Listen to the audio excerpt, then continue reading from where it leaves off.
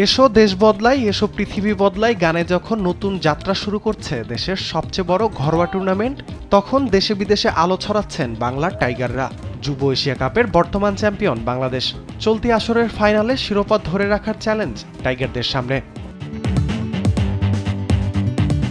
Asia কাপের বিশ্বমঞ্চে bat হাতে বেশ ছন্দে আছেন দলের ব্যাটাররা। যুবাদের দলপতি আজিজুল হাকিমের ঝোড়ো ব্যাটিংয়ে গেল ম্যাচে পাকিস্তানকে হারিয়ে জয় পেয়েছে বাংলাদেশ।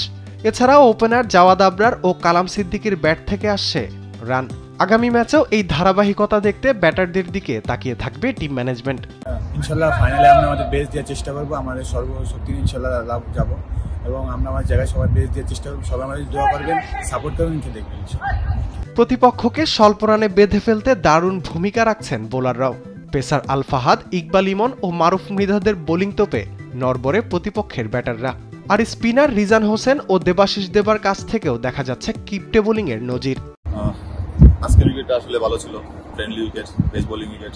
আর আমি আমার জায়গায় বোলিং করছি আর আমি সাকসেস হয়েছি আলহামদুলিল্লাহ।